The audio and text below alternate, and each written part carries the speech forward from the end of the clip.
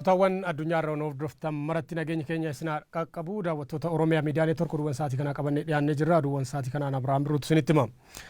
Ministeerri Muummee Abiy Ahmad daawwannaa hojiitiif Sudaan Kibbaa dhaqan. Ministeerri Muummichaa marii araaraa mootummaa ce'umsa Sudaan Kibbaa fi humnoota hidhataniif akka Sudaan Kibbaatti imalan odeeffanne. Mariin hoogganoota biyyoota EGAD qaama sagantaa daawwannaa kanaati. Dr. Abiy buufata xiyyaaraa idil addunyaa Jubaa yoogaan Pirezidantiin biyyattii Salvaa Kiir Maayardiitii fi hooggansi olaanoon biyyattii simatanii jiru. Maddii oduu kanaa waajjira ministeera muummeeti.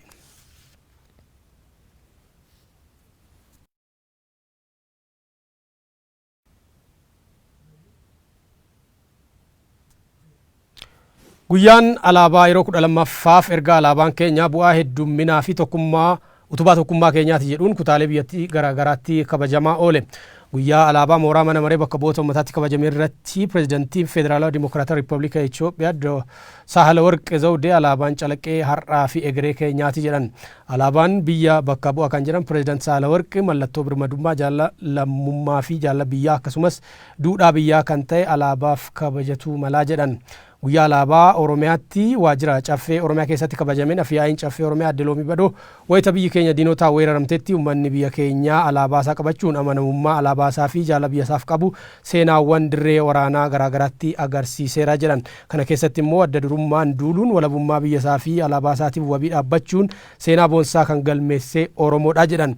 Sirnoota darban keessatti alaabaaf kabajaa fi hiikkaan sirriin kennamuu dhabuu fi mallattoowwan gosa yookiin qaama muraasaa qofa irra kaa'uun uummata biyyattii addaan qooduun kabaji alaabaa akka gadi bu'ee ta'uu himanii jiran. Kanarraa kan ka'e hanga har'aatti ilaalchi fi hiikkaan alaabaa biyyattiif kennamu gaaffii jala kan jiru ta'uu Aadde Loomiin eeran. Mootummaan rakkoo kanaan walqabatanii fi ka'anii fi falmisiisoo ta'an walitti araarsuu fi hiikkaa alaabaa hubachiisuun alaabaa sabootaa fi sablammoota biyyattii hunda bakka bu'uu fi ibsuu danda'utti fayyadamuun akka kabajamu taasisaa jira jedhan. Alaabaa ummatoota biyyattii hunda bakka hin buune akkuma sirnoota cunqursoo darbanii humnaan namatti fe'uuf sochiin taasifamu karaa kamiin fudhatama akka hin qabne ibsan. Uummanni keenyaas alaabaa utubaa fi tokkummaa biyya keenyaa ta'e jalatti tokkummaan hiriiruun walqixxummaa fi jaalalaan ummatoota waliin akka hojjetu dhaamanii kutannoo uummanni jijjiirama amma jirtuufsiisuuf agarsiiseefis galateeffatanii jiru. Maddii oduuwwan kanneenii mana maree bakka bu'oota ummataatii fi biiroo dhimmoota koominikeeshinii mootummaa naannoo Oromiyaati. Sagantaan nyaataa manneen barnootaa mootummaa school feeding barattoota 300,000 nyaachisuu kan magaalaa Finfinnee eegalame. Kantiibaa ittaanaan magaalaa Finfinnee Taakkala Uumaa sagantaa kana jalqabsiisan. Sagantaa nyaataa manneen barnootaa mootummaa kanaaf haawwan 10,000 nyaata qopheessuuf carraa hojii argatanii jiru jedhamee jira. Waggaa darbee Finfinneetti barattoota 70,000 kan ture sagantaa nyaataa manneen barnootaa mootummaa magaalaa Finfinnee baranaa barattoota 300,000 fayyadamtoota godha jechuun odeeffannoo kan nuun ga'e waajjira kantiibaa magaalaa Finfinneeti.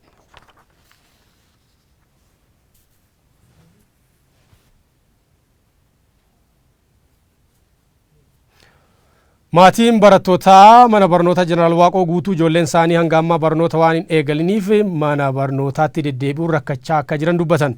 Manni barnootaa immoo rakkoon kun hanqina dareetii waan uumameef dhimmi kun humna isaatii ol akka ta'e hime. Waajjirri barnoota aanaa 7 gama isaatiin rakkoo daree furuuf hojjechaa akka jiru himee jira. Muhammad Siraaj garas imaluudhaan gabaasa dabalataa qindeessee jira.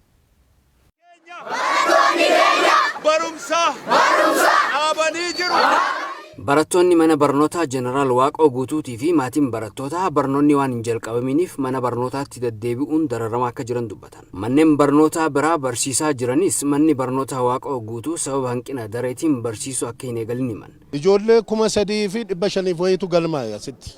Manni barumsaa kun ijoollee 1,200 bichaa qabata. Manni barumsaan argamne ijoollee warri haaraa galmaan adeeman asiin barbaachisan jedha. Mana barumsaa kana bakka kanatti waa hedduuf barbaannetti. Yeroo fillee qabsoo warra tana dura itti fufaatiin tureefillee taarika jiruufillee jennee namni martuu bakka jiru irraa humna jiruu fi humna hin jirreen ijoollee ofii asirratti barsiifachuutti qindaa'e. Barataa hamma danda'amu hamma dhufe galmeessaa kan jedhan ajaja mana barumsaa kanaaf dabarsan. Gaafa mana barumsaa kanaaf ajaja dabarsanii manni barumsaa kun asitti hamma barachuu fi baruuf barsiisuu danda'u ol fudhatee amma addis tasfaasitti barumsa isaa baratanii barachaa jiru sana sitti nuti barumsa ta'uun baratiin dhaabbataa jirra. Dura teessu itti aantuun mana barnootaa Jeneraal Waaqoo Guutuu Gabayanesh Mokonnin rakkoon maatiin kaasan sirrii akka ta'e himanii rakkoo kana furuun humna mana barnootaati ol akka ta'e dubbatan. Rakkoo jiru waajjira barnoota aanaatti himanii deebii eegaa akka jiran OMN itti himan. Nuti gaa kana durumaanuu galmeessinu jennee turre barata haareen fudhannu hanga qabnu qofa galmeessina jennee turre garuu biiroon barnoota Finfinneetis biiroon barnoota kutaa magaalaatis jechuudha galmeessaa nuti bakka itti godhaa jaaniitu nu galmeessan jechuudha galmeessaa turre dariinis hin argamne barattoota haaraatiif kanarraa kan ka'e rakkoon nu mudatee jira jechuudha. Itti gaafatamaa itti aanaan waajjira barnoota aanaa torbaa Bazinaa Tashomaa waajjirri isaanii rakkoo kana furuuf hojjechaa akka jiru bilbilaan OMN itti himan. Rakkoon barattoonni barnoota eegaluu dhabu manneen barnootaa biroo keessaas akka jiru himamee jira. Daawwattoota Oromiyaa Miidiyaa Neetwork rakkoon hanqina daree barnootaa mana barnootaa Jeneraal Waaqoo Guutuu jiru kuni mana barnootaa Jeneraal Taaddasa Birruu gaaraa guuruu fi burqaa wayyoolee jiraachuu odeeffannoon maatii irraa nu qaqqabee ni mul'isa.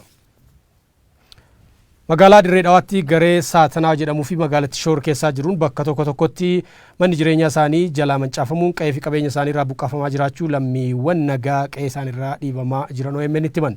Jiraattonni kunniin akka jedhanitti humni kora bittinneessaa magaalaa Dirree Dhawaa uummata isaa walqixxummaan tajaajilaa akka hin jirree fi uummata Oromoo addatti miidhaa akka jiru himan.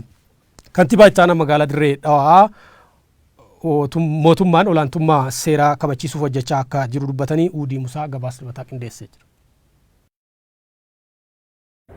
Jiraattonni magaalaa Dirree Dhawaa garee Saatanaa jedhamuuf magaalaa Dirree Dhawaa Shoror keessa jiruun manni jireenya isaanii jalaa mancaafamaa akka jiruuf qe'ee fi qabeenya isaanii irraa buqqaafamaa jiraachuudha dubbatu. Nurratti bobba'uudhaan ganama zaashan nurratti bobba'uudhaan ganama aladaa mana gandaa hunda kan dirmatan mana san hunda buqqaasanii fixanii kaan gubanii kaan buqqaasanii fixuudhaan mana kiyyeenuu gubbaarra deemanii ciranii fixanii amma godaannee kun mooraa mana qaraatii keessa gallee jira jechuudha. Mana ganda aadaa mana qaraatii biratti gallee jira jechuudha. Warraa fi ilmaan qabannee achi gallee jechuudha. Haa ta'u ammoo mootummaan waan kana hatattamaan akka furmaata nuu kan dubbachuu fedha jechuudha. Ganama subii mana kiyya qollafadheetiin guyyaa aladaa magaalaa qafiiraa bobbadheetiin ilmaan 8 kabaasan tajaajilee jiraachifadha. Ganama subii akka magana kiyya cufadhee deemetti galgala hoggaan ijoolleeti karaa manaa ergadhu. Mililik tirungoo khajaamu ollaan kiyya harka kiyya dhalatee guddate. Asirraa maal qabdan? Asii humaan qabdan. Deemaa jee manaa namata 40 itti dhaladhee achi keessa guddadhe keessa takkaa kaniin hin bahin sababa ijoollee uummata 3 ollaa kiyyaa sanitti mana kiyya dhiisee deemee jechuudha. Sanumaafuu maskoota kiyyaa fi mana kiyya caccabsaniiti hulaa banaa dhiisanii qabeenya kiyya hunda daaraa ejjanii carqii bichaa fudhadheetiin godaanee. Wagguun mana kiyya isaa afuritti itti dhufee isaa 5 gisee ta'u mana kiyya kanuma cilaa ittiin dhufe. Mucaa amata 4 mana keessa jira rafu jira. Wagguun mucaa amata 4 mana keessaa naa baasan mucaan qofa naa ba'ee jeetiin boo'ee wagguun gattaa'ee boo'e. Wagguun boo'uu mucaa sii fuunee usjaanii na qabanii ganda teessisan. Ani gaaraan jira. Qoraaniin gaaraa guurradhaa oguun gaararraa qoraan guurradhee dhufu mana kiyya kanuma dhume ittiin dhufee jechuudha. Namoonni achirraa namoonni bakka sanirraa buqqa'e nama 70 oli. Manneen achirraa gubate manneen qabatamaan lakkoofne manneen 50. Kun achirraa buqqa'e mana barnootaa keessatti bakka takka walitti qabame maatii fi haawwan bakka takkaa jiran hundi isaanii jechuudha. Kaleessa galgala roobe cinaa nama alatti roobni itti rooba keessa ala jiran. Kun kanaan osoo jiruu humni kora bittinneessaa magaalaa Dirree Dhawaa uummata dhaabbateef walqixxummaan tajaajilaa akka hin jirreef addatti uummata Oromoo irra miidhaa geessisaa akka jiru lammiiwwan nagaa kunniin ni dubbatu. Laali abbalisa maali meeta? Ijji gaara kana duubatti waan agaratamu taanf keessaa guran itti Oromoon. Kana maali hin jee jaarmannummaan kun kora bittinneessaan kun jaarma isaa tanaa malee jaarma mootummaatii miti. Guutumattuu keessattuu kora bittinneessaan jaarma isaa tanaa malee jaarma waan uummataaf dhaabbatee miti waan mootummaaf dhaabbatee miti. Kanaaf maaliif jedha dhaabbanni isaanii uummata hundaaf osoo hin ta'in dhaaba tokkoof uummata tokkoof yookaan saba tokkoof jechuudha. Ilfoormii firaa jijjiiranii sirra bobba'an shuguutii muddii keessa kaatanii halkan. Dagadheetumaan deemu jira guniin mana yagee warrumaan awwiraa baqa shukutii dhahuun harkee hoggana kana jee baqa akkanumatti baqa arbaabatanii tun amuziidhaan baqa dhawanii ilkeen irraa facaasan. Hogganaan kana wajjin bakka achi garagalee kana ilaale kanuma sadeefiidha mataa keessan irraa wareeree bakka achi gaggabee Bakka ijoollee taanii wajjin nama 33 na yaamanii taanii kana booda mataa kana keessa na diddiiranii qoreetiin irra na sharreessaa waasha dirbina jedhanii ogaa deeman akkasumas ijoollummaan dhaggeetta Oromoodhaa iyyuudhaan irraa na buusan deemee bakka kana booda ogaa qabanii na geessan bakka gaziiraa callamaadhaan na darbanii. Itti aanaan kantiibaa magaalaa Dirree Dhawaa obbo Kadir Juwaar Gameessaaniitiin mootummaan olaantummaa seeraa magaalattii keessatti kabachisiisuuf hojjeta akka jiru himaniiti jiru. Isaanitti deemaa jirra. Gareen oofishaalii seeraan qabne dilaatu jira. Akkanumatti ani yabaluun bikka bu'ee jee ni deema. Ammoogin akka hojii nageenyaattis mana marii hojii nagayaattis gaggeessaa jirra. Ammoogin hordoffii godhaa tarkaanfii fudhachaa deemuus ni jira. Hoggansaas maqaa balleessuun ni jira. Feesbuukaa fi waan adda addaarratti ammoo sangin olaantummaa seeraatiin kabajamee akkamitti sirraa'uu qabaa waan jiruusan jala bunee deemuu jira. Tanaafuu yeruma xiqqoofi amma as keessa ergama biraatii jira. Maallaqa ganna qabee jira. Wanni kun hanga dhumuuti. Rakkoo nageenyaatiif bahaa gala dadhabnee jedhu jiraattonni magaalaa Dambidoollee fi naannawa ishee sochiin dinagdee godinichaas haala yaaddessaa keessa jiraachuu himanitti himan. Sababa rakkoo nageenyaan hawaasni qe'ee ofii baqachaa jira jedhan. Waajjirri poolisii godina Qeellam Wallaggaa dararaa hawaasni argaa jiru hin beeknaa jedhan. Nagaa waaraa fiduuf garuu uumni bosona jirus qaamni nagaa eegu kan mootummaas waliin marii barbaada jedhanii Tagaanyee Daaqaa dabalata qindeessee jira. Godinaalee lixa Oromiyaa rakkoo nageenyaa qaban keessaa godinni Qeellam Wallaggaa magaalaan Dambidolloo ishee tokkodha. Jiraattonni magaalaa Dambidolloo tokkos rakkoon magaalicha keessa jiru hammaataa fi kan yeroo kamiirrallee yaaddessaa akka ta'edha kan isaan nutti himan. Haalli Dambidolloo nagaan naannoo keenyaa haala baay'ee rakkisaa keessa tureera. Ajjechaanis tureera. Namni dingatuma du'aa. Nama yaaddoo guddaa keessa tureera. Bara 2011 yookaas 10 ka'ee dirree waraanaati. Yeroo hundumaa sagalee dhukaasaa dhaga'ama. Sagalee dhukaasaa kanaan immoo namni birrataa hin baqataa. Qabeenyaa isaa dhangalaasee qabeenyaa isaa gatee baqataa. Baay'ee gadeedha. Baay'ee galuu hin danda'u. Waraana inni arge waama xinnoo ishee yooma qodaan tokkollee walitti bu'ee baqachuu jalqabaa inni isa baqatu sana argeetuma maraatuu ta'e hundumtu baqata. Qaama hidhatee jiru kana qaamuma hidhatee kumaan boosuma warra geggeessu kan dhuguma yakka tokko tokkoon namoonni iddoo iddootti hin qabamu reebamu nagaan guutuu hin argamne qaamni lamaan waraanaa raayyaa ittisaatii fi qaamni bahee ala jiru wal barbaadu. Yaa'u isaan wal barbaadan kana baay'ee iddoo isaan wal barbaadan gidduutti namoota dhuunfaatu hawaasatu miidhama. Dubartiitu miidhama. Jaarsolii dadhabootu miidhama. Ijoollee wal'aaltootu miidhama. Hindu'aa reebamaa hindu'aa gidduutti caalaa hawaasatu miidhamaa jira. Jiraattonni aanaalee godina Qeellam Wallaggaa aanaa tokko keessa jiran sababii rakkoo nageenyaarraan gara godinaatti baqachaa jiru. Namoonni qabeenyaa fi humna qaban immoo magaalicha dhiisanii gara Finfinneetti buqqaanii godaanaa jiru jechuun dubbatu. Sodaan jira. Sodaan kun maayinni aanoleedhaa rakkina guddaa jira. Ammayyuu taanaan namni du'aa jira. Qaama lamaan gidduutti rakkoon jira. Kanarraan kan ka'e baqatanii asachuun dhufu. Naannoodha namni baadiyyaa jiranii midhaan akkatti qotatu dhabeera. Qaama lamaan qamaan gidduutti inni kunis inni sunis rakkoodha. Biyya isaanii sana naannoo isaaniitii baqatanii naannoo magaalaa kanatti galanii inni kaan mana firaa taa'aa inni kaan mana kiraa fudhatee taa'aa inni kaan waan nyaatu hin qabu inni kaan waan uffatu hin qabu ijoolluma isaaniillee barsiifachuudhaaf illee carraa kan hin arganne baay'ee isaanii jira. Kun egaa nageenyi naannoo sanaa boora'uutu naannoo kanatti akka isaan dhufan taasise. Rakkoo nageenyaa kanarraa kan ka'e dinagdeen godinichaa sadarkaa aanaas jiru kan magaalaa haala yaaddessaa keessa jira jedhu jiraattonni magaalaa Dambidolloo Oromiyaa Miidiyaa Neetwoorkiif yaada isaanii kennan tokko. Amma nuroo dinagdeen baay'ee cimeera. Inni kaan immoo baqatee dhufeera akka baqannaa dhufu waan ta'eef inni kun yaaddoo qaba. Hamma inni hiika tokko hin argamnetti qaamni lamaan kun hamma tokko hin taanetti yaaddoon jira sodaan jira. Baadiyyaarraan dhufu magaalaa dhufa magaalaarraan dhufu immoo isa baadiyyaarraa fayyadama.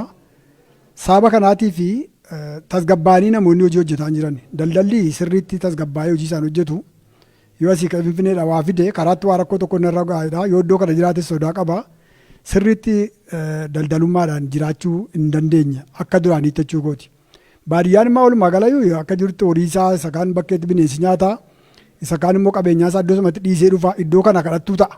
Achii garuu qabeenyaa guddaa buna isaa maaloo isaa hundumaa dhiisee raawwatee dhufa. Inni kun rakkoo guddaadha jechuudha.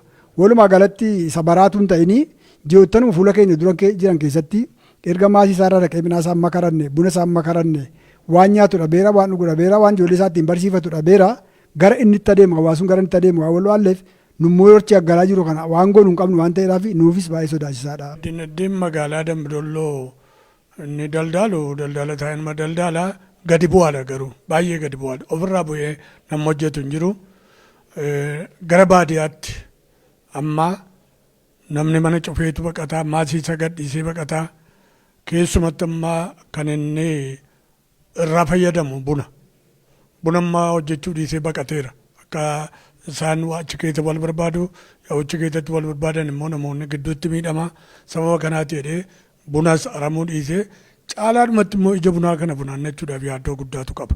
Waggaa darbee akka oduu dhageenyetti jaalalleen argine naannaa Garjeedaati namoonni baay'ee miidhamanii bunnis bakkeetti badee namoonni manaan buqqaanii Dambidollootti galaa jiru.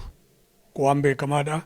Isaan buqqaanii gara Dambidollootti baqatu inni Dambidolloo keessa jiru immoo gara Finfinneetti ol baqataa miidhama guddaatu jira. Hoogganaa poolisii godina Qellem Wallaggaa kan ta'an Komaander Dirribaa Alamuu humna hidhatee caakkaa jiruu fi humna mootummaa gidduutti hawaasni miidhamaa jiraachuun isaa dhugaadha jechuun komii hawaasaa kana dhugoomsu. Qaamni kan hidhateen kun fakkeenyaaf maqaa shaneedhaan maqaa abaa'oodhaan hidhatee bosona keessa akka jiru ni jira. Amma uummanni adda addaa amma rakkoo ni qabna akka jedhuun san dararsuun ni jira, rukutuun ni jira, tumuun ni jira, deeminillee arginee jirra, namoota akka ajjeefaman ni jiranii arginee jirra. Maaliif mootummaa karaa kanaa deemee maaliif ati odeeffannoo kenniteerta ati miseensa mootummaaf deeggaraa jirta akka jedhamu uummata irratti waan akka rakkoo adda addaa gahaa jira. Waan san dhugaadha. Godinaalee oduu maddeen alaarraa arganneen haleellaa Burkina Faasoo masgiida tokko keessatti godhameen namoonni 15 ajjeefamuun namni 2 madaa'uun dhagahame. Haleellaa godhameef qaamni hanga ammaatti itti gaafatama fudhatee jiraachuu baatus gareen finxaaleeyyii IRSAD irra deddeebiin akka geessistu dubbatama. Oduu maddeen garaagaraa guyyaa waariyoota qindeessa. Using explosives and making their way through the main lobby. Haab Burkina Faso taleella masgidirra godhameen namooti 15 ajjeefamanii lamimmoo akka jaba miidhamuun hospitaal jiraachuu BBC'n gabaase. Dhukaa taleella qawwee hadaanga labu maaliin masgid guddichi Saalmoosiitti argamtokirra galgala namooti salaaduu jiranii namoonni dhannoo guutuu qaban seenanii godhanii yoo diqqaatu lubbuun namoota 15 baduu dubbatama. Biyyidhee Afrikaa tana taleella wal fakkaata dhiyoo tana garee finxaaleeyyii Irsaad jedhamuun godhamuu jirtu lubbuun lamiilee duuba duutoteeffa. Kanaaf warri dhukaas kanirraa filleen sodaama keesseenu madhamaatiin girriftee dheechuu jirti jedhan. Akka jiraataan naannicha maqaan isa gorom jedhamtu akkuma dooduu ajansi of French Pressitti himee ammaaf qaamoleen nageenya naannoo kan dhaqqabanillee namni akka jaba waan muddameef baqi namoota akka gadi hin cabin dubbata. Dhukaas garee finxaaleeyyii Ansaar ul Islaam Lilichaad wal Jihaad jedhamuun Burkina Faso irratti irri deddeebiin godhamuu jiruun namoota hedduu yoo miidhamanii manneen barnoota baay'een cufamuun uummati biyyattii rakkoo jabduuf saaxilamuu dubbata. Eejensiin baqattoota dhaabbata mootummoota gamtooman akka jedhutti Burkina Faso ji'oota dabran kan keessa qofa namooti 250 caalan sababa leella garee tanaatiin lafa isaanirra buqqa'uun dheedi daanga maaliif Burkina Faso irra fagaachuu isaaniitti himama. Loltoota kan dhabamsiisuuf Faransaay waraanisii garasitti ergite gargaarsa loltoota gootus garee riphxe loltoota tun akka qaxurree jilbaawwaa yaatuuf lafqoon warqii 7 dabran keessallee namooti nagaa 20 caalan ijjeefama Aljaziiraan gabaase. Uummati biyyattii waraani biyya lakka biyyi isaanii gad lakkisee ba'uu qab gaafatu. Mootummaan immoo garee tan dhabamsiisu jabeessa jilaan deemaa jechuun dhaadachuu jira. Wamtaatee futab siyaasaa hariphee loltootaaf mootummaa biyyattii jidduu godhamuu jiruun uummati Burkina Faso akka baalaatti harcaa jiraachuutti odeeffama. Daawwattoota OMN oduuwwan sa'aatii kanaaf qabannee goolabnee jirra. Qophiileen OMN tufuu daawwadha.